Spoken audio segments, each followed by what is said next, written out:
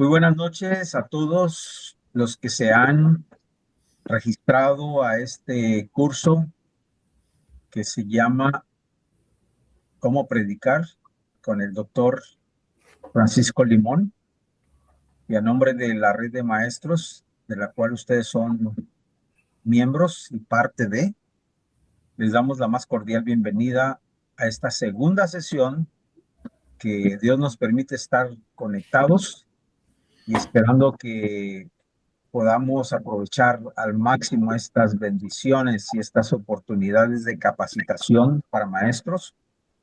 Recordemos que la red de maestros presbiterianos es una agrupación en la que ustedes son, forman parte de y hacen que exista esta red de maestros y que también gracias a Dios contamos con personal con una voluntad muy decidida y con la voluntad de servirnos para compartir los conocimientos y prepararnos para desarrollar de una mejor manera el ministerio de liderazgo, educación, capacitación en nuestras iglesias. Sean todos bienvenidos y le damos la más cordial de las bienvenidas con alegría y en oración a nuestro exponente, a nuestro maestro, a nuestro pastor, el doctor Francisco Limón, que ya está presente.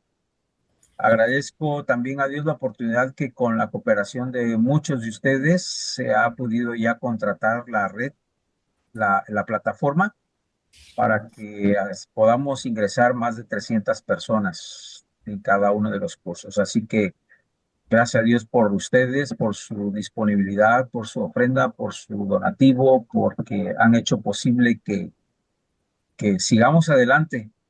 Y hoy más que nunca, la Iglesia Presbiteriana requiere de hombres y mujeres comprometidos a seguir haciendo la obra, el trabajo que compete para la edificación del reino de Dios, en la cual cada uno estamos comprometidos. Sean todos bienvenidos, hermanos, y gracias a Dios por sus vidas. Y vamos a comenzar, como siempre, con una oración. Le voy a pedir a la hermana Wendy que haga esta oración para que comencemos y dejamos el tiempo y la pantalla al hermano Francisco terminando la oración. Wendy, por favor, guíanos en oración. Sí, gracias, pastor. Nuestro Dios y nuestro Padre, te agradecemos porque en esta noche has puesto en nuestro corazón la voluntad y todas las condiciones, Señor, para poder estar en esta clase. Te pedimos, Señor, que tú nos favorezcas y que tu Espíritu Santo pueda dirigir, Señor, este conocimiento que hemos de aprender, Señor, que sin duda va a ser trascendental en nuestra práctica docente en nuestra iglesia, Señor. Gracias porque nos das esta oportunidad, por esta red de maestros, por la disposición de nuestro pastor Francisco Limón, porque sin duda alguna, Señor, les has capacitado y agradecemos por su vida, por esa gran disposición que tiene de favorecernos. Guíanos en esta noche, Señor, y permite, Padre, que todo lo aprendido, Señor, no solamente quede en el plano teórico, Señor, sino que podamos ejercerlo y podamos servirte con amor, con diligencia y ahora con mejor conocimiento, mayor conocimiento. Te bendecimos pues por esta oportunidad y permite, Señor, que cada uno de mis hermanos puedan estar gozosos y contentos de estar, Señor, esperando esta clase anhelosamente, Señor, para seguir aprendiendo. En Cristo Jesús te bendecimos. Amén. Amén. Gracias, hermana Wendy. Doctor Francisco, somos todo ojos y oídos y corazón Gracias. abierto. Gracias, hermanos. Buenas noches, hermanos. ¿Cómo están? Gracias a Dios por ese tiempo que tenemos. Y bueno, uno no deja de ser docente y así es que la pregunta es, ¿cómo les fue con la tarea?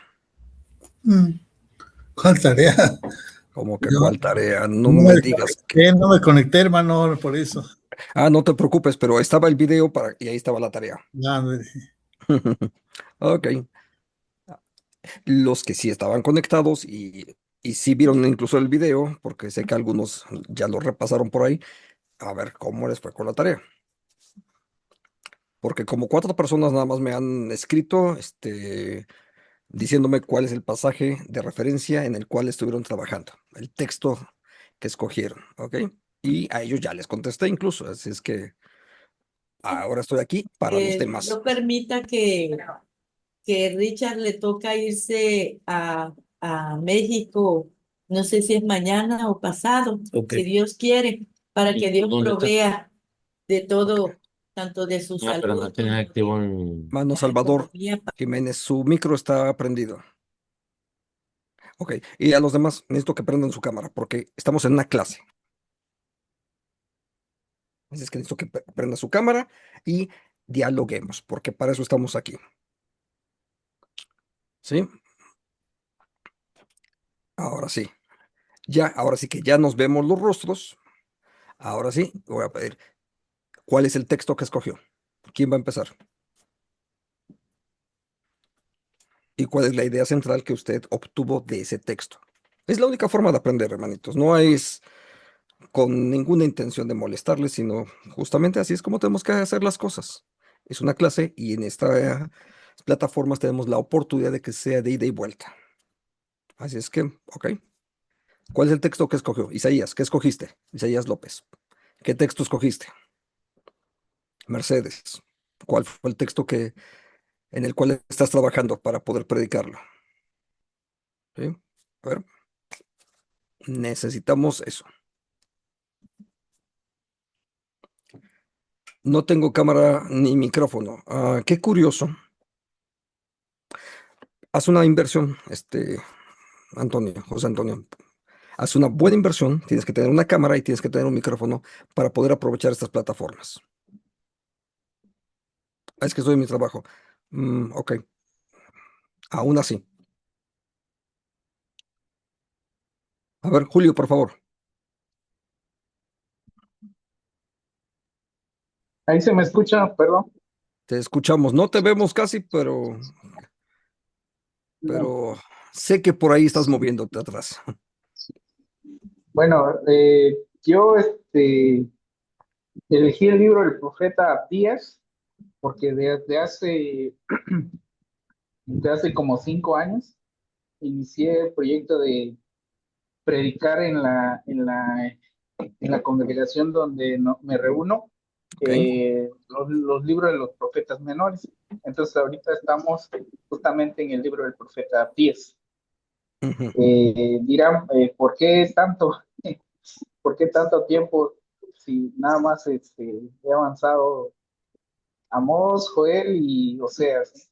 Pues es que nos detenemos bastante en los detalles. No sé si eso sea correcto, no sé qué tanto eh, funciona en la cuestión homilética, pero nosotros nos detenemos en los detalles. Porque, por ejemplo, ahorita que estamos con el libro del profeta Abdías, me he dado Ujú. cuenta que la idea del libro del profeta Abdías puede, puede dar una luz acerca del contraste que marca el apóstol Mateo entre el reinado de Herodes, que era edomita, y el reinado del Señor Jesús. Entonces, justamente en esos detalles estamos en el análisis de esos detalles, de cómo es que el- la visión profética eh, se traslada al testimonio apostólico del Evangelio para testificarnos acerca el choque entre el reinado edomita en ese momento de la historia particular del nacimiento del Señor Jesucristo y el cumplimiento de la promesa.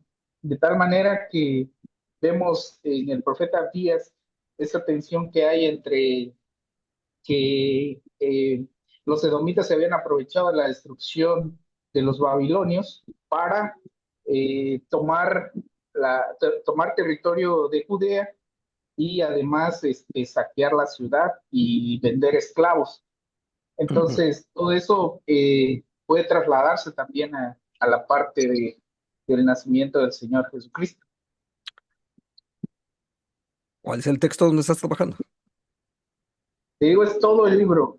Ah, pues Eh, sí, pero dime qué, porque si me dices todo el libro, y me estás hablando más de Jesucristo que de Abdías. ajá, justamente por eso lo menciono, Por eso mismo, porque, ¿cuál es el texto? ¿O vas a predicar sobre el comentario de Edom ajá, en el Nuevo bueno, Testamento o estás predicando sobre Abdías? ajá, esa es mi duda justamente, porque, por ejemplo, No, o sea, dime de qué estás predicando tú. bueno, voy a irme a los últimos tres sermones que son basados en los pecados que resalta el profeta Abdías. Uno es el orgullo, el otro es la traición entre hermanos y el último es la venta de esclavos. Ujú. Esa es la, esa Pero es no, la, no da el objetivo, el texto central. mande, Ya, el texto. mande.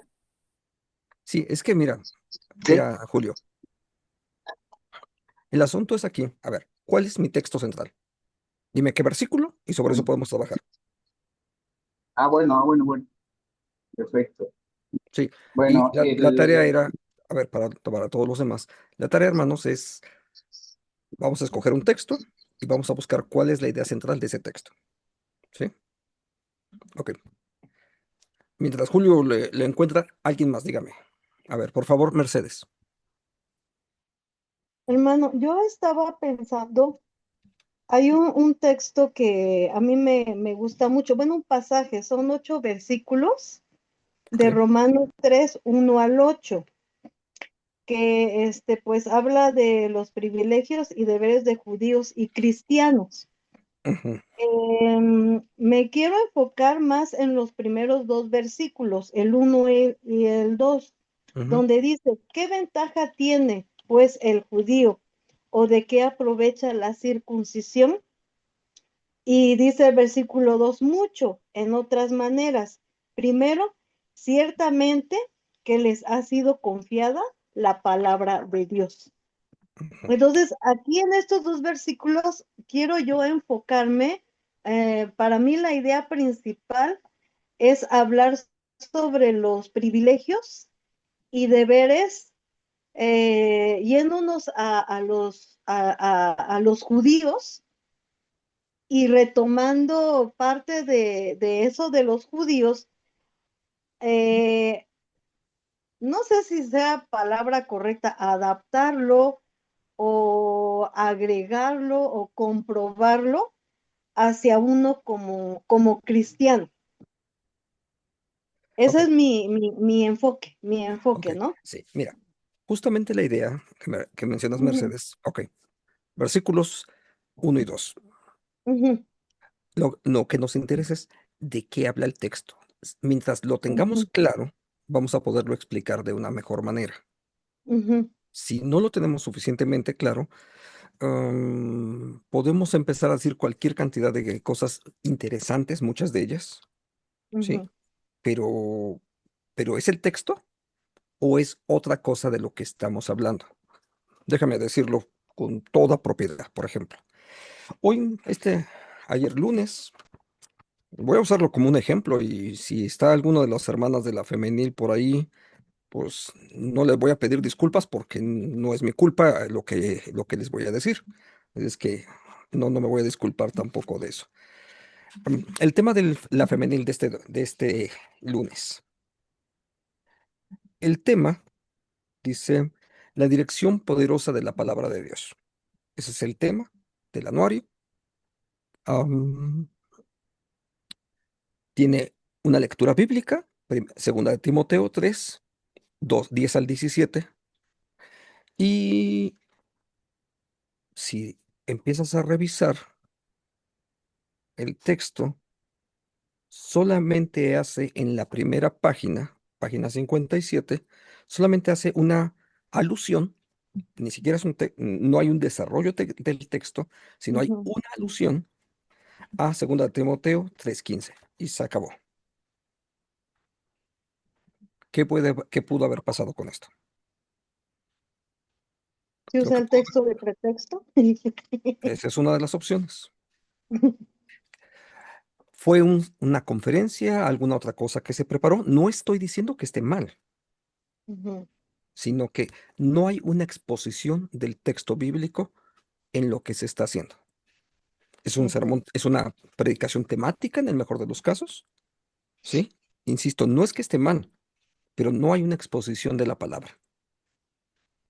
Entonces, ojo, porque eso no suele pasar con mucha frecuencia. En lugar de exponer la palabra, decimos un montón de cosas interesantes, pueden ser muy valiosas, insisto, no me parece que estén, a lo mejor a esta lección yo le pondría, o sea, si ahorita yo estuviese revisando el sermón de esta hermana, la que lo produjo, sin dificultad le puedo poner un 8 porque creo que tiene buenos contenidos, pero no es un sermón expositivo, porque no están exponiendo la palabra, ¿sí? Ojo, porque muchas veces nos pasa lo mismo. Hablamos de historia, de cultura, pero de la palabra, y no debemos de olvidar esto. Lo que transforma nuestra vida es la palabra de Dios, ¿sí? Es un principio básico de la cristiandad. Y no estoy en contra de las conferencias y demás. A mí me toca muchas veces también dar conferencias. Pero si es para la predicación, es una exposición de la palabra. Y tenemos que diferenciar. Yo sé que de vez en vez nos invitan y dice, pastor, queremos invitarle a unas conferencias. Ah, ok, sale. Y lo que encuentro es que quieren un sermón, porque ni siquiera planearon preguntas para tiempo de preguntas o demás. Entonces, bueno, ok. Hay que explicarles a veces o que nos expliquen qué es exactamente lo que están buscando, ¿no? Pero bueno, ok, va por ahí. Mercedes, ¿cuál es la ujú, idea que tú ves en este texto? ujú. Bueno, yo aquí veo un poco acerca de cómo el pueblo judío Ujú. fue elegido por Dios para recibir esa libertad por la misma fe Ok. que ellos tenían, ¿no? Al ser el pueblo escogido de Dios. ¿Tienes tu Biblia a la mano? Y Sí, si mis la demás tengo. hermanos la tienen a la mano, por favor, les invito a que lo hagan. Vean Ujú, los siguientes versículos, tienes razón. porque la pregunta aquí es, ¿aprovechen algo? Y la primera parte uno diría, sí, primeramente que les ha sido la confiada la palabra, mucho, sí, Ujú, pero versículo 3 y fíjate cómo el cambio. ¿Y si algunos de ellos han sido incrédulos? ujú, ¿Les aprovecha el ser judíos? No, no ujú. les aprovecha en nada. Entonces, ahí es donde es importante sí tener el texto Ah, sobre el cual estamos haciendo referencia, pero no nos olvidemos de lo demás. En sí mismos, es bueno que tengan la palabra de Dios porque Dios se la confió primeramente a los judíos, sí. Y si ujú. no la leen, si no la creen, no les está sirviendo de Este, nada. Es más, déjame decirlo de otra manera, así muy rápido. Les sirve de tropiezo. Ahora sí, déjame hacer un salto, ahora sí, homilético. ¿Cuántos de nuestros hermanos creen que tiene cierta validez el ser de una familia evangélica? Porque eso de evangélicos de cuna, esos no existen. ujú. Pero creen que porque vienen de una familia evangélica son mejores. Y si no son creyentes, y algunos dirán, no, no, es que yo sí creo. Ajá, ¿lo practicas? Ustedes y yo conocemos a muchísimos evangélicos, no puedo decirles cristianos, pero ustedes y yo conocemos a muchísimos evangélicos que no se paran por el templo ni de casualidad. Entonces, ¿les sirve de algo? No. Y ahí es donde empiezas tú a profundizar, ¿sí? El solo hecho de ser evangélico o de ser judío no le sirve de nada, a menos que, y ahí está el contexto de lo que tú estás ahí revisando. Ok, no puedo tardarme demasiado tiempo, pero a ver, me gustaría ver por lo menos un par de ejemplos más antes de que entremos en lo demás. ¿Sí? Gracias, pastor. Y se me enojen, no se me sientan, pero es que estamos tratando No, de mejorar lo que estamos haciendo, ¿sí? Por favor, Marisela. Pero sí, pastor, ahorita mencioné lo del contexto y usted me dijo que no, que tengo que centrarme en el versículo. Claro, pero tu versículo no es aislado. O sea, ese es un principio hermenéutico que no podemos pasar por alto de ninguna manera. Por eso les mencionaba en la sesión anterior que tenemos que hacer nuestro trabajo de exégesis, nuestro trabajo hermenéutico, que dice el texto. Sí. Ahora sí, Marisela, por favor. Bueno, Y Gerson bueno, después.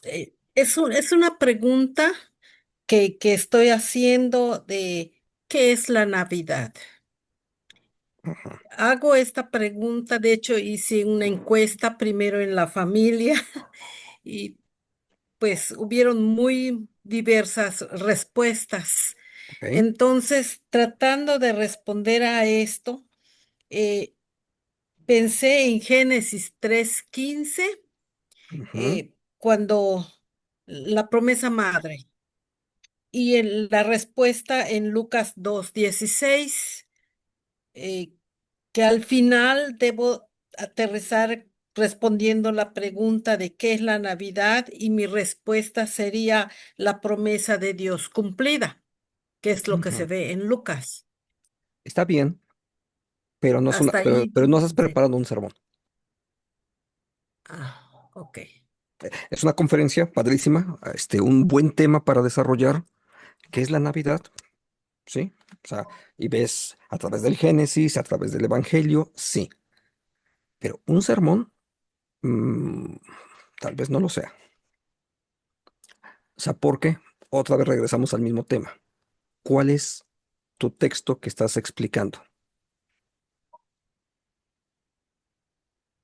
Como te diste cuenta, ya tuviste que saltar del Génesis hasta el Evangelio de Hasta Lucas. en Lucas. Entonces, ya no hay una exposición de la palabra exactamente.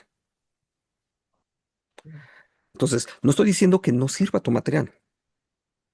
O sea, puede ser un buen estudio, a lo mejor, déjame decirte, hasta con esa temática, yo hasta te animaría a ver, haz un videíto de esos de TikTok o de esos, a ver, ¿qué es la Navidad? Y empiezas a explicar, ¿qué es la Navidad? Puede funcionar muy bien, pero no estás exponiendo la palabra. Ok. Estás usando un material bíblico para un punto que te interesa afirmar, ¿sí? ¿Y por qué? Porque en el contexto en el que estás haciendo tu investigación, este, es necesario aclarar qué es la Navidad porque hay información ambigua, opiniones diversas, ¿ok? Entonces, ¿es válido? Claro que sí. Pero si hablamos de una predicación, no estás predicando la palabra. Estás usando muchos textos para afirmar una idea. Pero es buena tu idea. Es buena tu idea. Entonces, síguela escarbándola ahí, pero vemos cómo un sermón funciona. Sí, Gerson, por favor. Alguien más, si me Gracias. hacen favor. Ah, Salvador, gracias. Y Samsung SM, no sé qué es. Por favor, Salvador. Ah, no, perdón, Gerson. ¿Qué tal, hermanos? Buenas noches. Este, yo estaba trabajando en un tema, ¿no? Que Ujú, mencionaba la semana pasada. Sin embargo, se me ocurrió una pregunta. ¿Por qué buscar la salvación? Y ok. trabajar en el texto de Lucas, capítulo 19 versículo 10, en donde dice, porque el Hijo del Hombre vino a buscar y a salvar lo que se había perdido. Ujú, Y sí, adentrarnos al tema como una decisión que el ser humano puede tomar. ujú, sí. Am, Mira, es un buen versículo, Gerson. Am, Fíjate cómo estás. Esta es una tendencia frecuente en muchos de nosotros.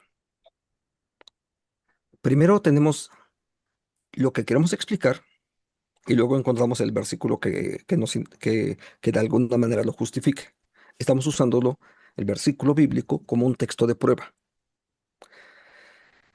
Am, Necesitamos acostumbrarnos a que sea la Biblia la que nos hable.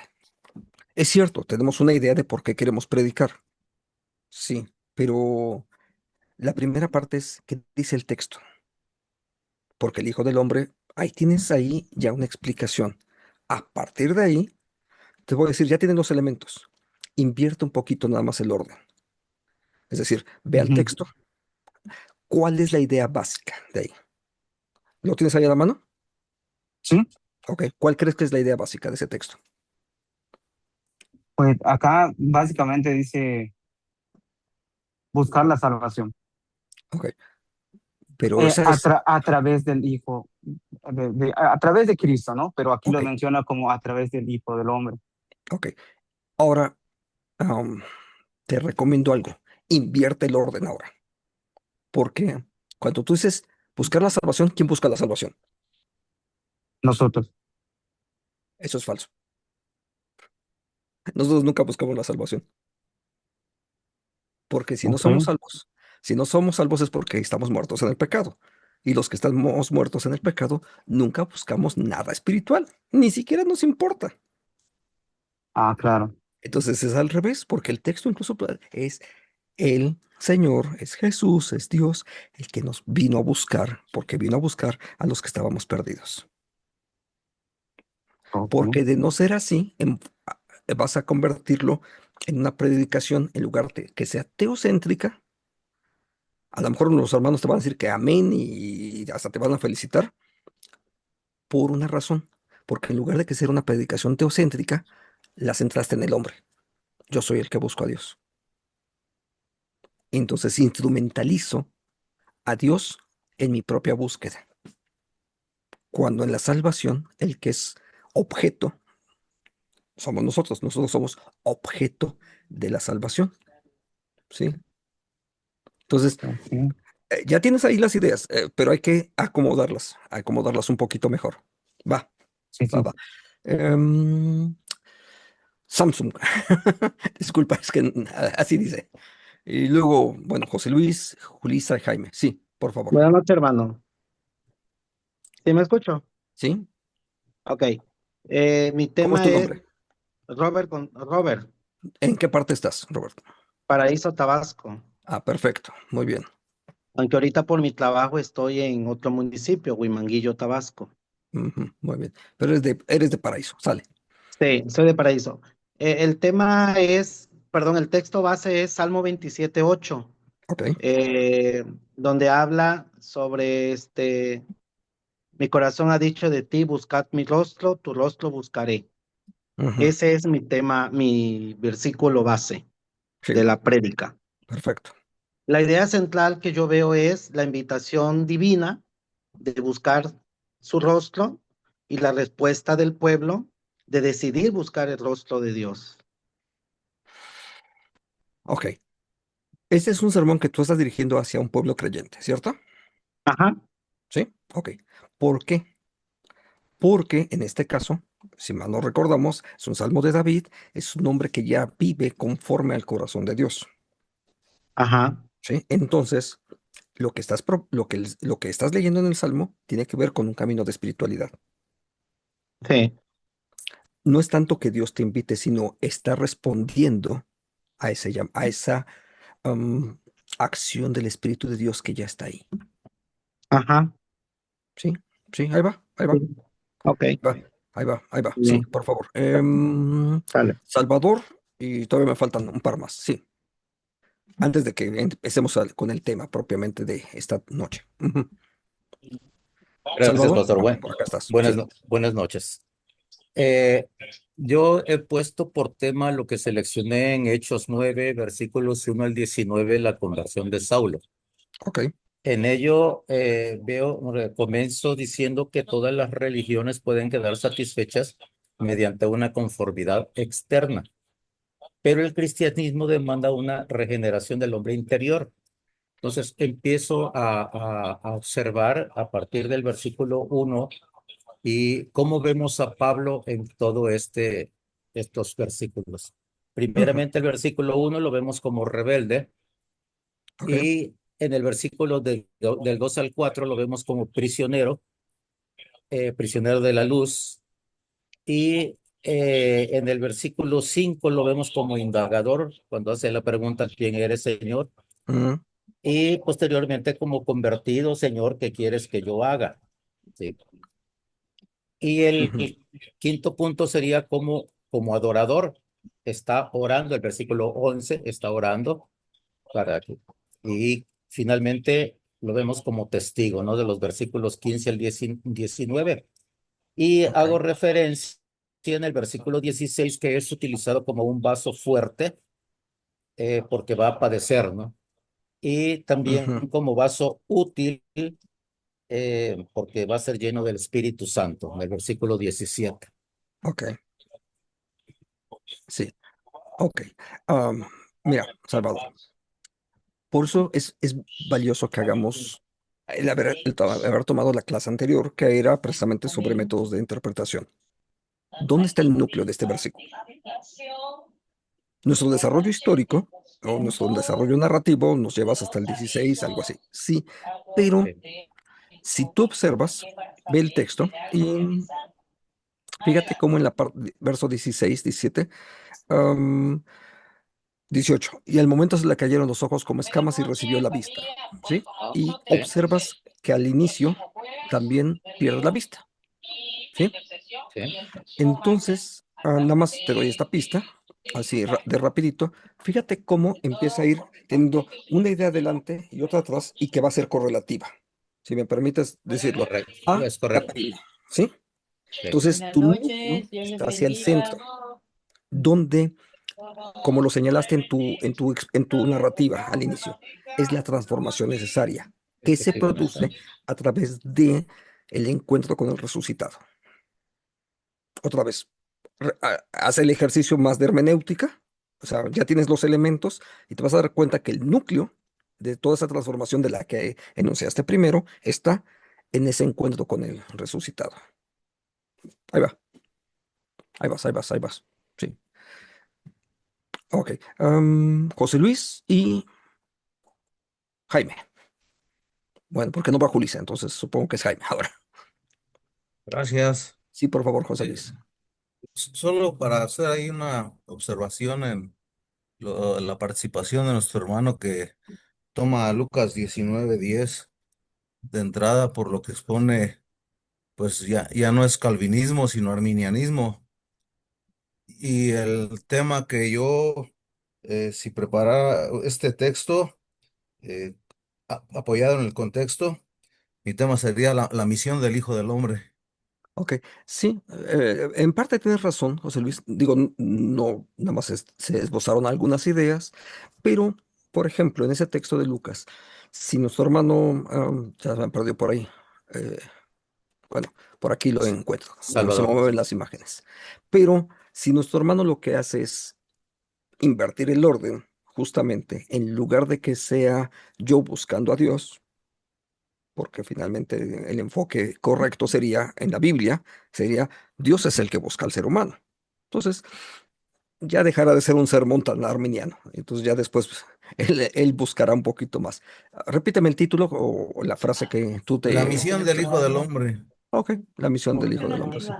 Ok, sí. Y estás enunciando que la dinámica principal, aunque no la única, tendría que ver con la salvación del ser humano. Y ahí puedes agregar en el sentido más integral, ¿no? Por supuesto. Ujú, está bien. Sí, Jaime. gracias. Sí, sí, sí, Jaime, por favor. Hola hermano, buenas noches a todos. Yo tengo el versículo de Primera de Juan 4:19, que es nosotros le amamos a Él porque Él nos amó primero. Ujú, Y la idea que a mí se me ocurre es el amor que nos une al Señor. Hablar de que sí amamos al Señor, de que sí lo buscamos, de que sí le adoramos, pero en realidad Él es el que primero se acercó a nosotros, Él fue el primero que nos buscó y Él es el que por medio de Él es que nosotros respondemos de esa manera. Claro, estás hablando de la respuesta, ¿sí? Ujú. Nuestra respuesta, amar a Dios por sobre todas las cosas, déjame agregarlo, amar a Dios por sobre todas las cosas y amar a mi semejante, es la respuesta de que Dios nos haya amado. Ahora sí, déjame agregarlo.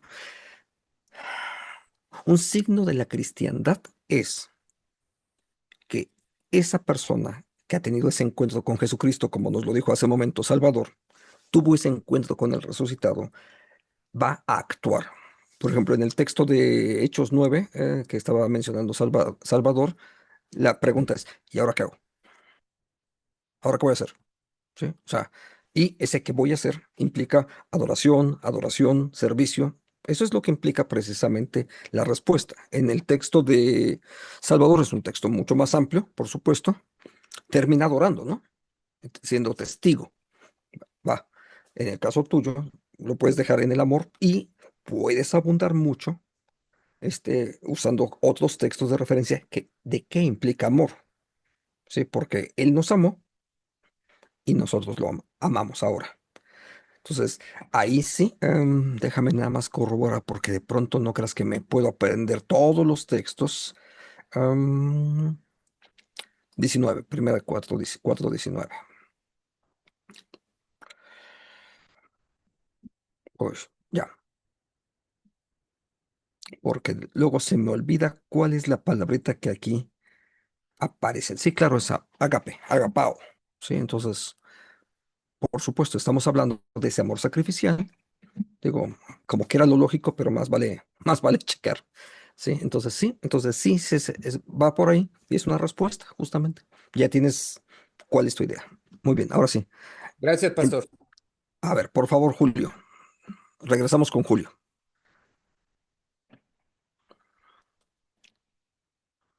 Perdón, ya me perdí. ¿Qué regresamos?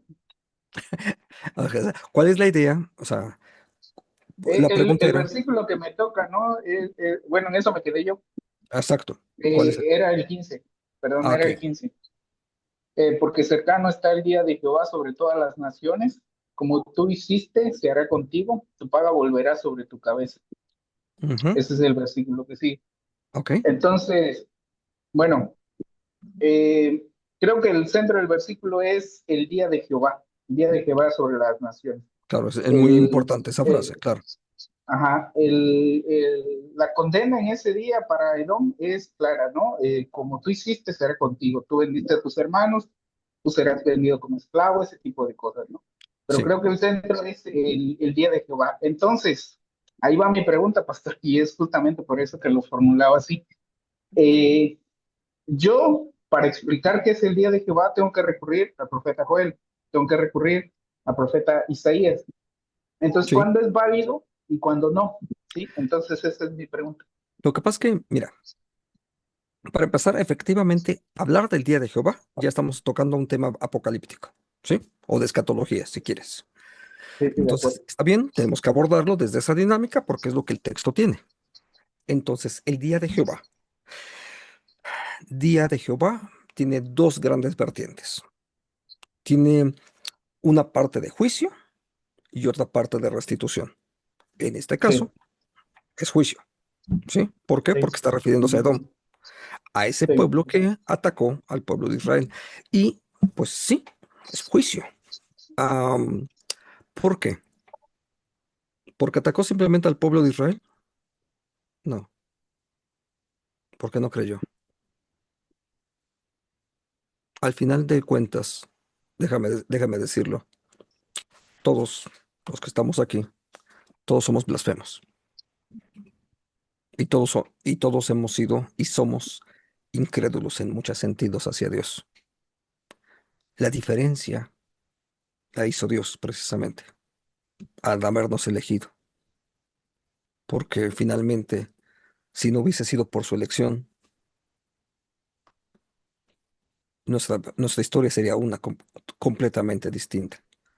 Edom es ese pueblo que no creyó, no porque no pudiese creer, no porque no escuchase, porque así como tú dices, ¿tuvo contacto con el pueblo elegido? Sí, como muchos de nosotros hemos tenido contacto con gente de iglesia por muchos años y quizás hasta mis 40 o a mis 60 años, hasta entonces comprendí el Evangelio. Hay algunos que tuvieron la bendición que desde muy pequeños, pero muchos otros hemos convivido, y vuelvo otra vez a los ejemplos. Muchos hemos convivido con familias cristianas por muchos años, pero déjame decirles, viví enfrente de un templo. Ahí viví mi niñez, enfrente de un templo. Hasta los 20 años, Dios usó a la que ahora es mi esposa, a Juanita, para que yo pudiese comprender el Evangelio. Y no porque ella me lo explicó, sino porque me invitó a ir al templo donde ella asistía. Pero mis primeros 20 años no, no supe mayor cosa sobre la religión viviendo enfrente de un templo. ¿De cuántos es la historia semejante a nosotros, no? Por ahí va Edom también. O sea, el Sí, y asunto es... justamente por eso, Ujú, por ejemplo, tendríamos que explicar sí, el juicio de Edom en términos también de lo que dice el apóstol Pablo en el capítulo 9 de la carta a los romanos, ¿no? sí, y vas a Eh, encontrar muchos pasajes semejantes. Por ejemplo, hace rato mencionabas a Herodes. Puedes ajá, usarlo a sí, modo de exactamente. alusión. ¿Por qué? Porque desde Hechos, números 6, no me acuerdo qué capítulo es. Tú herirás las sienes de Moab, se Ajá, levantará sí, sí, sí. estrella, cetro, se levantará estrella de Jacob, cetro. Esta idea Su del cetro no libro de será números, quitado. exacto, eso encaja fácilmente con Herodes. Pero Ajá, ¿quién fue Herodes? Alguien que no creyó en el Mesías tampoco, ¿no? sí, sí, claro. Ujú. Lo tuvo cerca, sí, pero tampoco creyó. Entonces, el punto realmente está, ese día de Jehová como juicio es porque, porque no estuvieron ahí, porque no creyeron en el Señor. Escucharon el mensaje, tuvieron contacto con su pueblo, pero no, no fueron elegidos para salvación, por cuanto Entonces, su para propia redondear la naturaleza es esa. idea, Ujú. sí, entonces para redondear toda la idea, eh, y justamente por eso digo que a veces, sobre todo, bueno, en mi caso, tengo que predicar entre semanas sobre la carta a los romanos, ahí es mucho más sencilla la explicación, nos centramos en el texto, que el texto hable, pero cuando hablamos de libros proféticos, ahí sí está más complicado, porque por ejemplo, hay que utilizar ideas del Nuevo Testamento para explicar ideas del Antiguo y al revés, ¿no? Entonces, pues sí Um, se complica un poquito ahí. Depende, depende, porque por ejemplo, si tú ubicas, o sea, es válido lo que tú estabas diciendo de usar textos del o del Nuevo Testamento, por supuesto, pero si vamos al contexto histórico, solamente al contexto histórico, hay una razón por la cual se está diciendo el texto. Entonces, sí, eso nos va a pasar con todos los libros proféticos, ¿no? O sea, entonces, ¿nos es un poco más complicado? Sí, sí es cierto, pero requiere un poco más de trabajo solamente. Pero es igualmente válido, y tenemos la responsabilidad, que yo no la he cumplido todavía. Me faltan libros de la Biblia que no he predicado, pero tenemos la obligación de predicar todo el consejo de Dios, como el apóstol Pablo dijo. Entonces, ahí seguimos en esa chamba. Muy bien, gracias, gracias Julio. Y no todo el mundo está trabajando con esos textos. Ahora sí. Ok, hacemos una pausa de 2 minutos, ¿les parece? Yo tomo agua y ustedes se acomodan con su café para que tengamos la presentación en unos minutos. El Sale. cafecito, pastor. Cafecito, sí. Déjame ver si tengo café. Sale, gracias. Necesito tomar un poco de agua. Gracias.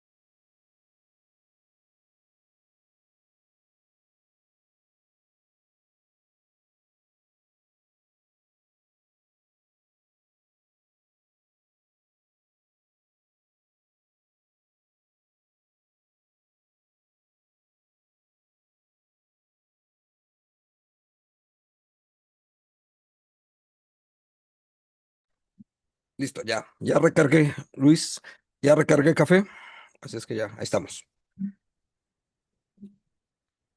Entonces ya con café ya podemos trabajar. Muy bien. Comparto mi pantalla, por favor. Mm, Estoy, a ver si me habilitan para compartir la pantalla. Bueno, mientras me habilitan, ¿alguien más tiene una pregunta mientras me habilitan? Y ya. Ya está, ya estoy.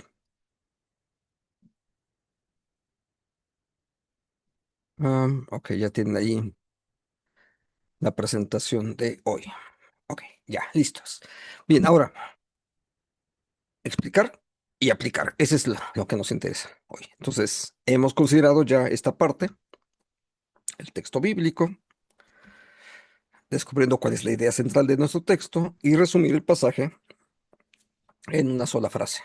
O sea, es justo lo que acabamos ya de terminar de hacer, ¿no? Ya revisamos algunos de los ejemplos que ustedes están haciendo. Ahora, ¿en qué consiste lo siguiente? Realizar un proceso de exégesis y de hermenéutica, por eso es que era importante las lecciones del curso anterior, para extraer el significado original de la escritura y luego viene esta parte, hacerlo comprensible y relevante a la audiencia actual. Pero ¿por dónde empezamos? Teniendo claro qué es lo que el texto dice, ¿sí? Porque si no tenemos claro lo que el texto dice, em, empezamos ahí a darle de vueltas y de vueltas al asunto. Entonces, no solo se trata de leer el pasaje, sino de profundizar en su contexto. Cada uno de los versículos, aunque nada más ocupemos uno, como algunos de los casos que ahorita acabamos de hablar, este pasaje de Primera de Juan, es un solo versículo, pero tiene un contexto atrás de eso. Y eso tenemos que buscarlo. Entonces, tenemos que primero encontrarlo y comunicarlo después con fidelidad. Ahora, luego viene este asunto más de la contextualización. Analizar el contexto inmediato, es decir, los versículos en su derredor, el contexto general del libro, el contexto histórico-cultural, todo eso es contexto, ¿sí?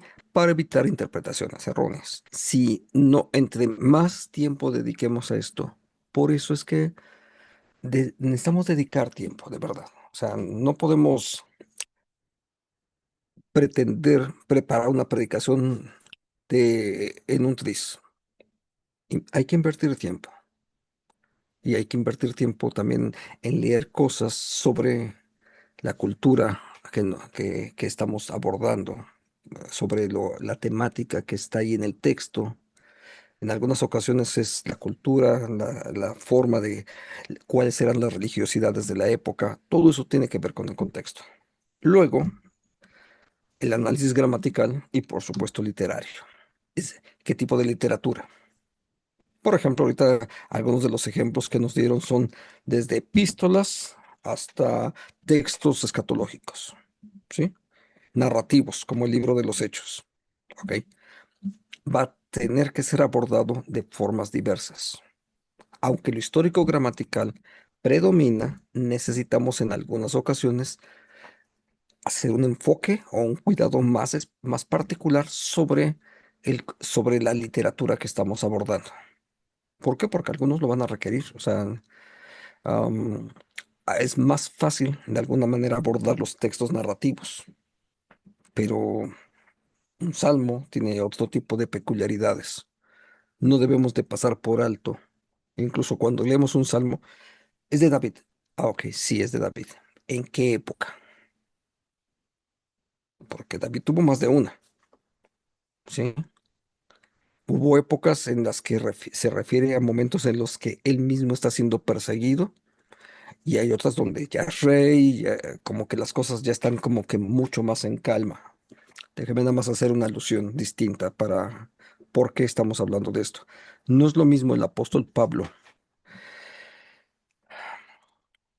escribiendo a, a la iglesia de Tesalónica que el apóstol Pablo escribiendo a las iglesias de Galacia. Han pasado años de misión. Las cosas también han ido cambiando. Nuestro pensamiento, como el pensamiento del apóstol Pablo, su experiencia, su comunión con Dios cambia totalmente, va cambiando. No es lo mismo el Moisés que está al inicio del libro del Éxodo que el Moisés que está al final del libro de Deuteronomio. Han pasado 40 años de vida, 40 años de caminar con Dios. Piensen que incluso en nuestra propia experiencia la situación cambia. Entonces, no es el mismo David que está escondido en la cueva de Adulam que el David que está como regenteando ahora todo Israel. Las situaciones cambiaron, ¿sí? Entonces, eso no debemos de perder de vista cuando, incluso en un personaje, en qué parte de su historia personal estamos tratando. Entonces, no nos conformemos con lo que creemos ya saber. Y sí, si lo sabemos, qué bueno, pero mejor corroborarlo. Busquemos, hace un momento me tocó a mí hacer lo mismo. Presupongo que Primera de Juan habla acerca de la palabrita para definir amor es agape o agapao, pero mejor lo checo, porque a veces me voy con una presuposición y eso puede cambiar enormemente mi manera de comprender el texto. Entonces, sí, necesitamos corroborar lo que estamos viendo. Así es que si tiene una versión interlineal, etcétera, mm, para los que estén un poquito más con interés en el texto griego, es una herramienta sencilla, pero por ejemplo, prefiero el Nuevo Testamento de Gaskell and Hort para poder ver el texto griego. Entonces, hay más de uno, por supuesto. Nestlé también, por supuesto, es muy, muy socorrido, pero estoy usando actualmente Gaskell and Hort. Entonces, es una opción simplemente para el texto del Nuevo Testamento. Ahora, se trata del trabajo de exégesis, por supuesto. ¿Qué quiso decir el autor a su audiencia original? Y eso, hasta que no lo tengamos claro, no deberíamos de estar haciendo el intento de interpretación, porque necesitamos que primero Dios nos hable, que primero Dios nos diga. Y eso es ir al texto y qué es lo que quiere decir, qué entendió la iglesia de Tesalónica cuando recibió esa carta de Pablo, qué entendió la comunidad de Antioquía cuando, cuando empiezan a leer el Evangelio de Mateo. ¿Qué entendieron ellos? ¿Sí? Para entonces, después de ver qué entendieron ellos y en los textos proféticos, por supuesto, como hace rato vimos, pues puede ser un poquito más complicado porque ya no es, tenemos luego menos información, requerirá un poco más de trabajo, por supuesto, pero ¿cuál fue la comunidad? Am, Déjame hacer un ejemplo. Mujer virtuosa, ¿quién la hallará? Significa lo mismo o entendió lo mismo una comunidad palestinense, ah, no sé, en el siglo sexto antes de Cristo, entendió lo mismo que lo que están leyendo nuestras hermanas hoy en día al leer ese mismo pasaje. Estamos hablando de 25 siglos de diferencia. ¿Entendieron lo mismo? Mujer virtuosa, ¿quién la hallará? Las cosas son distintas. Una cosa, pero tenemos que ver qué es lo que trataron de entender aquellas, que comprendieron aquellas mujeres cuando leyeron aquel texto y después nosotros mismos. Entonces, hemos usado algunos de los métodos de interpretación, por eso les proporcionamos alguna literatura, porque sabemos lo limitado que es en una clase en un cursito de 4 lecciones, es limitado, pero hay herramientas para poder seguir construyendo nuestro conocimiento. Puede usar estas preguntas, por ejemplo, para, para observar el texto. ¿Quién? Es decir, ¿quiénes son las personas que están participando? El que habla, el que escucha. Hay gente que está en derredor. Bueno, o sea, ¿quiénes son la comunidad que están ahí? O los dialogantes que están ahí. ¿Qué es lo que están diciendo? Por ejemplo, en este caso, hace rato Julio decía, el día de Jehová. Esta es una frase importante. Tenemos que ponerle atención a esa porque en ese versículo es muy valiosa. ¿Cuáles son los conectores lógicos? ¿Cómo están conectando? Am, Hace unos días estaba con otro grupo y les decía, por ejemplo, el Evangelio de Marcos frecuentemente utiliza una frase y a continuación, inmediatamente después, esos son sus conectores. Si revisan Romanos 12, versículo 1, se van a dar cuenta que el texto empieza siendo una afirmación de algo que pasó en los capítulos anteriores.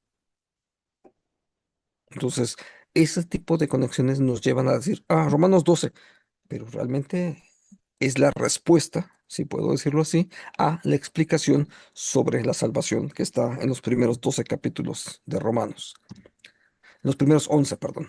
Luego, ¿cuál es la situación que se está describiendo? ¿De qué se está aquí hablando? Y por supuesto, en medio de todo esto, ¿cuál es la razón teológica que está atrás? Porque ese tipo de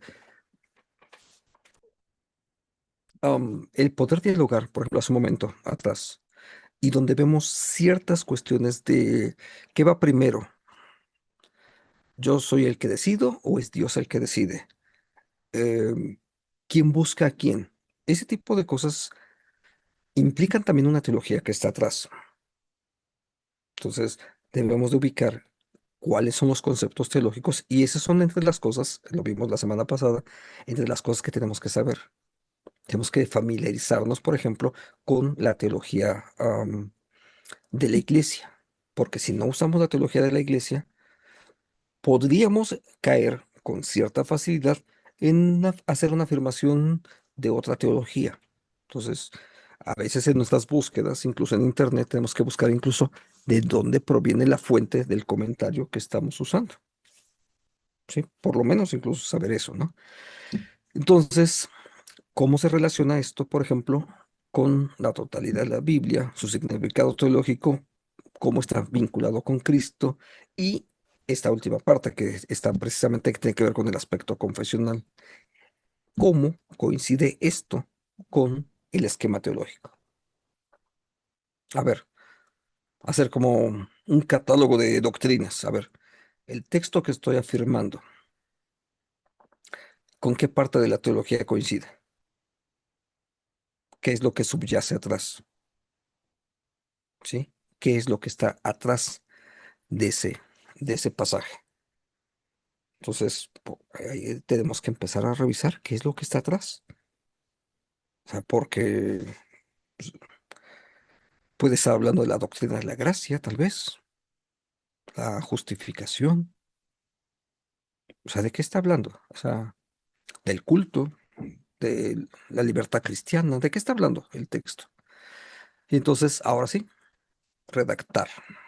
¿Cuál es la idea central del sermón? Les doy dos ejemplos.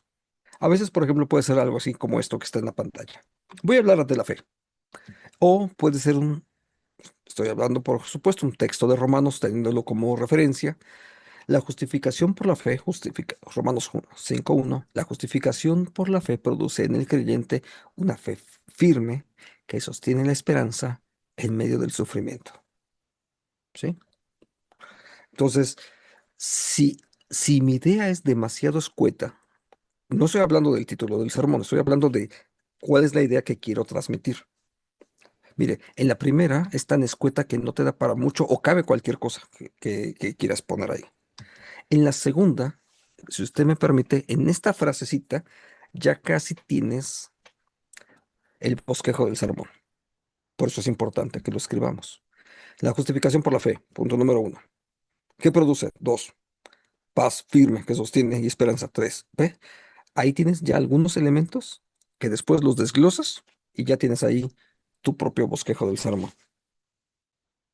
Porque en la idea central tú estás exponiendo qué es, de qué habla el texto. ¿Es la justificación? Sí, claro. ¿Es la fe? Pero ¿qué es lo que va a producirse? ¿Qué es lo que se va a generar? ¿Sí? Entonces ya tienes ahí, entonces, una redacción de tu texto de esta forma será un poco más clara, porque incluso te puede ir dando ya los elementos para poder después organizar lo necesario en tu versículo, en el pasaje que estás abordando, para poder entonces después predicarlo. Ya tienes ahí las tres, cuatro ideas básicas. Aplicar. Aplicar es tener un puente, ¿sí? Entre el mundo del Antiguo Testamento, el mundo del Nuevo Testamento, finalmente cualquiera, estamos hablando de siglos de diferencia con culturas distintas. ¿Y cómo se ve eso en el día de hoy? Ya, ahí a ver, amamos a Dios porque Él nos ha amado primero, ok. ¿Cómo se ve eso el día de hoy? ¿Cómo se ve, cómo debería demostrarse el amor de Dios? Que yo amo a Dios. ¿Cómo se muestra? Aunque me ponga una playera que diga, amo a Cristo. Pues habrá algunos que se conformen con eso, pero en el sentido más profundo, ¿cómo se ve una persona que ama a Dios? Ahí estamos ya hablando de aplicación, ¿sí? ¿Cómo se ve una persona así? ¿Cómo se ve una persona que ha sido transformada en ese encuentro con Cristo? Hace rato Luis estaba haciendo ese texto de Hechos. ¿Cómo se ve una persona así? Podemos ver en el texto bíblico qué es lo que ocurrió con Pablo, ¿sí? Ahora, ¿cómo se ve alguien así? Si tuvo un encuentro con Jesucristo, ¿cómo se va a ver esa persona? Eso tiene que ver entonces con la aplicación. Entonces, no simplemente es enseñar el texto bíblico, sino extraer esas verdades, conectarlas con la vida diaria y ahí podríamos ubicar hasta un pequeño desglose. Déjame ponerlo aquí, porque lo puse aquí. La familia, la iglesia, la sociedad, la persona. Y podríamos hablar de cuatro capas, ¿sí? En esas cuatro capas hablemos de la persona. ¿Cómo me vería yo expresando el amor de Cristo? ¿Cómo se vería mi familia expresando el amor de Cristo? ¿Cómo se vería la iglesia o cómo debería de verse la iglesia expresando el amor de Cristo? ¿Y cómo debería de ser la sociedad? Entonces ve que hay como cuatro capas en las cuales podríamos aplicar esto. Requiere trabajo. Sí, a veces se nos olvida, y me incluyo yo también en ellos, pero a veces se nos olvida. Entonces, de ahí necesitamos pasar, por supuesto, del exégesis a la aplicación. Ahorita les reciben la presentación. Entender que el contexto original es lo que quiso decir, para luego entonces aplicar ese significado a nuestra vida de hoy, ¿no? Y hay algo peculiar en el texto bíblico. ¿Cuál es la necesidad del oyente? Am, a veces podemos hacer hasta preguntas, ¿no? ¿Qué es lo que les gustaría escuchar? Yo me acuerdo que particularmente cuando hay temas de jóvenes hacemos hasta una especie de encuesta, y a ver, ¿de qué quieren que les hablemos? Bueno, la gente te va a hablar literalmente de lo que hay en su corazón. Si son adolescentes, hablemos sobre noviazgo, porque es lo que les interesa en ese momento. O sea, no conozco un grupo de jóvenes, no he conocido un grupo de jóvenes que no les interese que les hablen sobre el noviazgo. Pero, ¿es eso? Entonces, ahí es donde vemos algo muy peculiar en el texto bíblico. En el texto bíblico es a dónde quiere Dios llevar a su pueblo.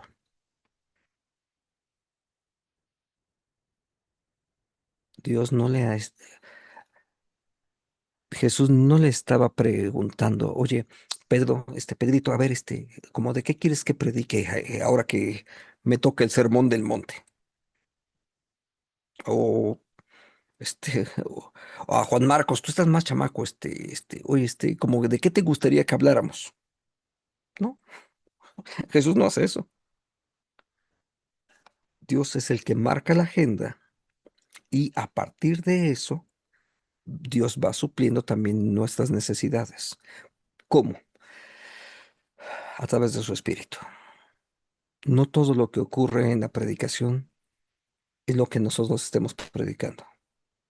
Y ahí tenemos que ser consecuentes, porque nosotros, incluso particularmente como predicadores, somos los primeros que dependemos del Espíritu y confiemos en que en su misericordia, en su plan perfecto, Dios usará esa predicación que hablaba sobre el pecador, capaz que repercute de otra forma en la vida de otro creyente.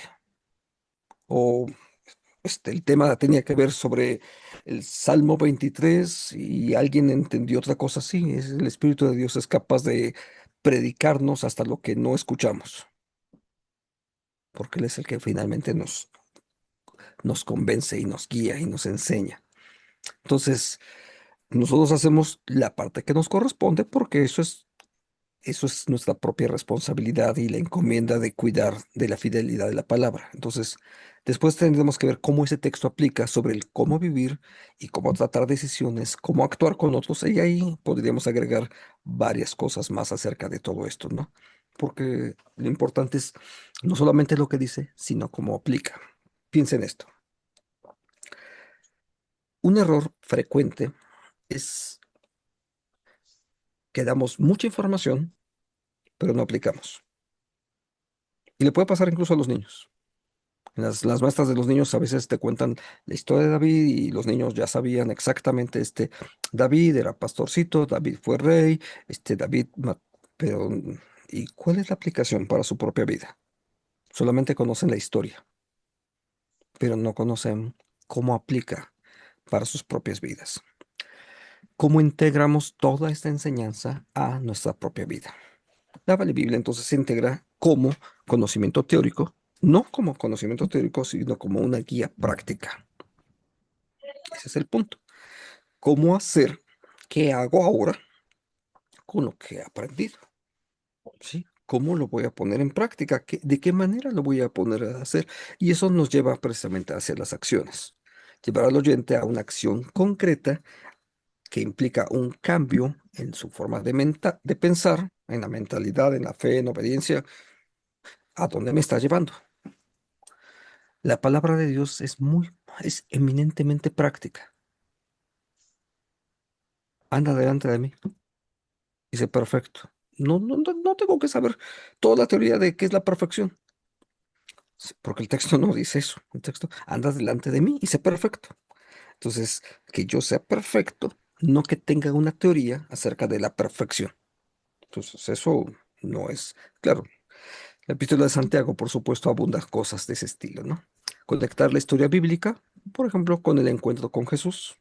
Y eso forma parte de lo que nosotros hacemos. O sea, y no estoy hablando de que estemos necesariamente predicando los evangelios, sino la cristología, el Cristos en el sentido más amplio, cómo está vinculada con todo esto. ¿Por qué? Porque al final de cuentas predicamos a Cristo, ¿no? Como dijeron los apóstoles, a Cristo ya esté crucificado. Entonces es parte depende de lo que hacemos. La aplicación no es solo una buena idea, sino el resultado del trabajo del Espíritu Santo, usando precisamente, es el Espíritu de Dios el que nos enseña, ¿sí? El que nos transforma, el que nos hace cambiar de pensar, nos advierte del pecado, nos convence de él también, ¿no? Y sigue haciendo la acción del Espíritu. Entonces, es el Espíritu de Dios el que hace todo esto. Muy bien. Hasta aquí, ahorita les mando la presentación, pero déjenme cambiar una presentación. Cambio un momento, deme un minuto. eh, y porque la semana pasada, esto lo haré muy rápido, se las mando, la presentación. Am,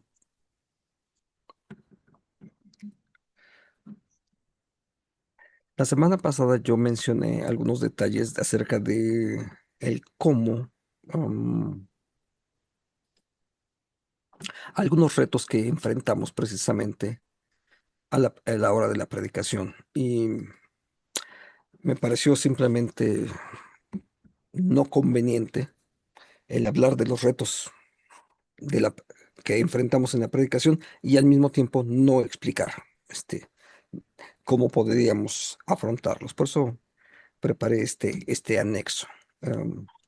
¿Cómo enfrentamos esos retos actuales en la predicación? Bueno, el reto es integrar la herencia reformada con metodologías contemporáneas de conexión y formación. Y eso nos lleva muchas cosas de trabajo más, porque la predicación es algo más que solamente pararse en el púlpito y estar dando una charla ahí.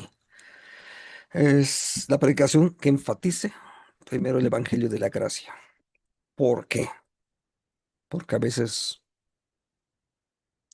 pasamos al frente a regañar gente, pasamos al frente a que la gente se sienta más culpable. Ah, eres un pecador y no mereces nada, eres trapo de inmundicia, etcétera. Cualquier cantidad de cosas que luego a veces en lugar de, no debemos de perder de vista que el enfoque teológico de la iglesia protestante tiene que ver con el Evangelio de la Gracia, donde la gente se sienta bienvenida, que lleguen tal como están, porque así llegamos todos, no para permanecer así, sino para ser transformados. Entonces, no se trata tampoco, y ahí hay una lucha en la cual tenemos que trabajar, porque a veces pareciera que tenemos que dejar la animosidad y el estímulo de lado para no parecer simplemente coaches de otros. No, simplemente es parte del trabajo, ¿no? No es esfuerzo propio, por supuesto, es la acción del Espíritu de Dios transformando nuestra vida. Crear conexiones profundas dentro de la comunidad local y aliarse con iglesias vecinas. ¿Sabe por qué? Muchas de las ocasiones en la ciudad hay otras iglesias presbiterianas y vivimos totalmente aislados y hasta en competencia. Mire, a mí me da gusto, por ejemplo, una charla como esta, porque somos presbiterianos de quizá cuántos lugares distintos. Pero aquí estamos sirviendo, estamos trabajando, aprendiendo juntos. Si quiere una metodología específica que hoy en día bastante conocida entre los círculos presbiterianos, fue una de Timothy Keller, de City to City, o una iglesia para la ciudad. Es un poco ese concepto donde las iglesias empezamos a crear redes de trabajo que nos permitan alcanzar a la ciudad, porque luego cada quien tiene su propia agenda en lugar de ayudarnos a trabajar juntos. La evangelización digital sigue siendo importante para nuestra propia comunidad. Hoy en día lo estamos usando, es esta misma actitud, tecnología que sirva para difundir no solo información, sino para generar conexiones significativas en un mundo donde la interacción física está limitada. Y usted sabe, tiene que ver pues hasta las cuestiones de la seguridad, la violencia, las distancias, etcétera. Y mire, imagínese que tuviésemos que hacer esta misma charla de forma presencial. ¿En dónde le gusta? Tabasco, porque hay muchos que son de Tabasco, sale. Ah, la mitad de los que estamos aquí hoy no hubiésemos ido, porque implica tiempo, recursos, etcétera. Es una posibilidad de hacerlo en línea y trabajar, pero tenemos que aprovecharla. Por eso a veces cuando estoy aquí, insisto, prenda su cámara, pregunte, porque esa es una ventaja que tenemos. Recursos digitales para la educación. Necesitamos muchísimo material para estudio bíblico, adaptarlo al lenguaje y formato a las necesidades actuales, reuniones en línea, plataformas digitales, PDFs, etcétera. Hay cualquier cantidad de opciones acerca de todo esto y los necesitamos. Piensen en esto. Ya casi no hay librerías. Cada vez hay menos librerías. ¿Sí? ¿Cómo hacemos para obtener recursos? Pues justamente así, transfiriendo los recursos, compartiendo lo que tenemos. Créame que a veces el material de evangelización que usted está siguiendo capaz que le sirve a alguien más en la iglesia, en otras iglesias. O el curso de catecúmenos. Hace unos días atrás estaba uno de los muchachos, un pastor joven en el presbiterio. Oiga, pastores, un curso para catecúmenos. Y como en media hora le mandaron como 6 cursos. alguno de ellos va a usar. ¿Sí? Son recursos que tenemos la oportunidad de tener, de compartirlos y están ahí disponibles para muchos más. Descentralizar la iglesia del templo. Estoy hablando de templitis, si me permite de expresarlo como una enfermedad. En lugar de depender exclusivamente del templo, ¿sí? ¿Qué te parece si tendríamos muchos grupos en casa? Mire, en el templo a veces nada más yo predico. Algún hermano que me ayuda cuando yo salgo. Otro que va a la misión. Sí, dos, tres más. Ok. En casa empezaríamos a desarrollar mucho más liderazgos.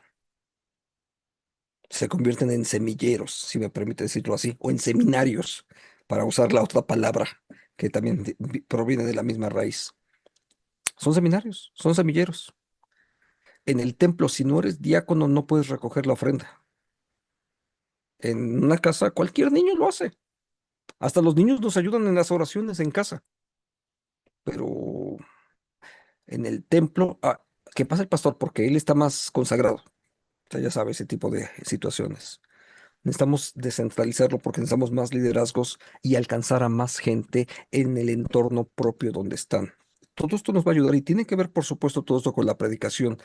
Si no puede, si usted está dando clases, pues a lo mejor en su colonia puede dar clases también a los niños que están ahí cerca, ¿no?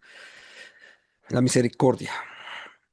Ante la violencia, necesitamos una predicación que acompañe a una pastoral de consuelo. No sabemos luego hacerlo, ni sabemos qué decirles. Necesitamos aprenderlo. Por ahí seguramente Cuauhtémoc nos pondrá un curso para que aprendamos cómo hacer eso. Abrir espacios, escuchar o clínicas de duelo para las personas que están afectadas por las violencias, por la violencia en el vecindario. Es más, los templos deberían de ser lo que en la antigüedad fueron, espacios de paz, espacios de amnistía, ciudades de refugio, como están en el Antiguo Testamento. Actualizar el lenguaje, no el mensaje. Sí. Me preguntaron, ¿y qué versión usa, pastor? Gracias por la pregunta, por cierto. Uso la Nueva Traducción Viviente. No es que la Reina Valera no la lea, pero me interesa ganar comprensión. Y hay algunas palabras en la versión Reina Valera que suenan difíciles. Usted ya sabe algunas de esas raras que luego no sabemos ni muy bien qué significan, ¿no? Es más, hace unos días estaba viendo uno de los himnos. Dice concurrante.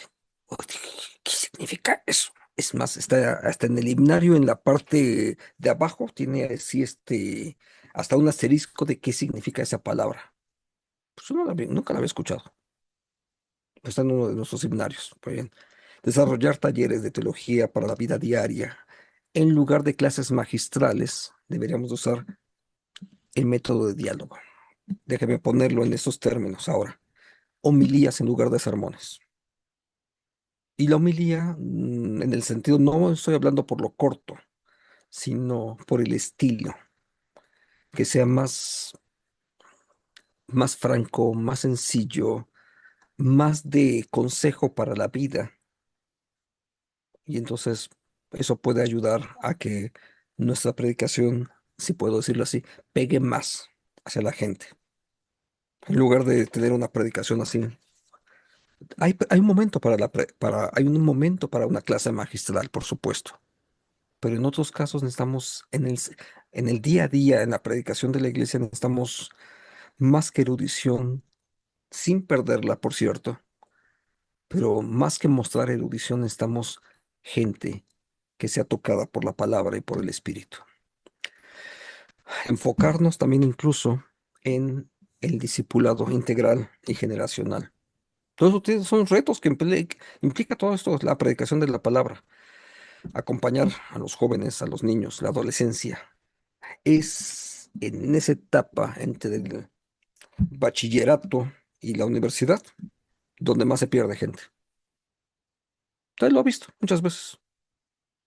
jóvenes que nos ayudaban mucho, participaban enormemente. Una vez que entraron al bachillerato, ya no los volviste a ver. Ya los ha visto. Y hoy en día es más fuerte todavía esta situación. La contextualización del currículo incluso, ¿no? O sea, necesitamos ver con mayor frecuencia qué es lo que está ocurriendo en nuestro país. E- Entender la complejidad actual en la que vivimos. Y por último, mantener ese equilibrio entre la teología, sí, pero también evitar ese emocionalismo, ¿no? Entonces, tenemos que encontrar un punto centrado. Déjame usar, he usado el concepto de palabra y espíritu. La palabra es fija, inamovible. El espíritu es vital y da movimiento. Si nos vamos hacia cualquier extremo de los dos, la pura palabra se convierte en legalismo. El- Solamente el espíritu nos hace meros entusiastas. Si trabajan juntas, hay equilibrio. Es como un motor eléctrico. El positivo y el negativo. Si están perfectamente alambrados, eso funciona bien. Si nos vamos hacia un extremo, vamos a meternos en alguno de los problemas. Entonces, sí, necesitamos hacer todo esto. Y finalmente esto, el acompañamiento, porque los que están en el templo, por cierto, no voy a usar la palabra, voy a decir la palabra porque prefiero evitarla. No voy a hablar de laicos, porque la Biblia no habla acerca de eso. La Biblia nos describe como pastores, como sacerdotes a cada uno de los miembros de la iglesia. Real sacerdocio, nación santa. Usted conoce el texto. Eso es lo que somos. Somos ministros de Jesucristo, cada uno de nosotros, y a todos nos fue encomendada el ministerio de la reconciliación, etcétera. Y para eso es que Dios nos dio dones a cada uno de nosotros. Entonces, ¿qué es lo que tenemos que hacer, incluso si somos predicadores? Pues justamente acompañar a la iglesia en el desarrollo de sus dones, utilizando elementos necesarios para la capacitación continua de ancianos, gobernantes, maestros de iglesia, de jóvenes de la iglesia. ¿Por qué? Porque ellos son los ministros de Jesucristo. Los pastores, en el mejor de los casos, porque Dios nos haya dado la oportunidad de estar en seminarios, en instituciones educativas, así, nuestro papel es ser formadores, entrenadores de esa iglesia a la que Dios ha llamado. Hermanos, hasta aquí lo dejamos, porque creo que ya me pasé del tiempo. Sí, 5 minutos nada más. Pastor Cuauhtémoc, ya estamos. Sí, Ni te hermano, felicité, ¿verdad? Por gracias. cierto. Ya, ahora sí ya llegaste a los 50, ¿no? Sí, Ah, perfecto, gracias a Dios. no, son 66. 66, ahí vamos, ahí vamos. Atrasito, Gracias, atrasito, ahí voy. poquito a poco. Eh, Hermano Francisco, gracias por esta exposición tan precisa, tan necesaria y, y de verdad que gracias a Dios porque nos permites ah, iluminar nuestro quehacer pastoral y educativo con estas presentaciones. Y quiero decirles que compartirles rápidamente una experiencia dando clases en un seminario de una denominación que no era presbiteriana. Me tocó dar el tema de hermenéutica y homilética y uno de los primeros ejercicios que hice fue pedirle a los pastores de esa denominación que predicaran y cómo hacían sus sermones. Y entonces lo curioso es que ellos pasaban a exponer en 5 minutos su tema y todos tenían diferentes textos bíblicos, Antiguo y Nuevo Testamento, pero todos hablaban de lo mismo. Y de lo mismo les voy a decir de qué hablaban. Uno, pidan perdón cada domingo que llegan a la iglesia y tienen que llegar a la iglesia. Dos, no dejen de llegar a la iglesia. Y tres, den sus diezmos y no falten a los cultos. A mí se me hizo un reto y se me hizo muy interesante que en esa denominación, finalmente les pregunté, ¿por qué todos predican lo mismo? Y me dijeron, es que nuestros superiores nos dicen que debemos predicar eso para que la iglesia se mantenga siempre fiel a nuestro sistema de trabajo. De verdad que la exposición de hoy nos ilumina para recordar lo importante que es explicar el texto, compartir la palabra bajo la dirección del Espíritu, con un lenguaje apropiado a una necesidad que el Espíritu Santo sabe en cada corazón. Y el Espíritu Santo va a hablar. Y en otra ocasión les voy a contar otra experiencia. Estaba en una iglesia muy grande y había un culto de evangelismo. Y, y se los confieso así, la predicación se me hizo muy simple para hacer una predicación evangelística. Y yo dije, pues, ¿por qué predican eso si eso es tan sencillo y tan, tan entendible y pues creo que la palabra es simple? Pero ¿cuál fue mi sorpresa? Que al final de cuentas, cuando el pastor hace el llamamiento, pasan como unas 30 personas invitándoles a aceptar a Cristo. Y yo dije, wow, no cabe duda que el Espíritu de Dios habla, aun cuando para muchos el lenguaje en mi caso, era muy sencillo, era muy repetitivo. Dios sabe cuál es la necesidad para cada quien y su Espíritu es el que hace la obra. Creo que estas indicaciones, estos principios que nos han compartido son muy importantes. Hay que repasarlos, hay que revisar la presentación, escucharla, practicarla para que el Señor nos haga más útiles en la predicación de su evangelio. Hermanos, muchas gracias. Hermano Francisco, muchas gracias. Creo que podemos estar muy tranquilos en saber que la obra es del Señor, pero el trabajo de exégesis y de elaboración del texto, de análisis del texto, es parte de nuestra tarea. Y eso requiere tiempo, requiere esfuerzo, requiere investigación. Sí, hermano. Se me estaba olvidando la tarea, pastor. Sí, adelante. Déjanos tarea. Si no, no se puede. Elijan un himno. Ya lo escribí de todos modos, ahí al ratito Ok. lo reciben. Elijan un himno y busquen cuál es la teología que subyace y los textos bíblicos. Tome un himno como si fuese un sermón de esos que ya están escritos. Finalmente, el propósito de los himnos también es proclamar la palabra. Entonces tenemos que aprender a proclamar la palabra. Y la próxima semana les voy a dar un pequeño bosquejo, una rúbrica pequeña acerca de cómo evaluar los sermones. Se lo puede usar. Ahorita vamos a empezar sin esa ayuda.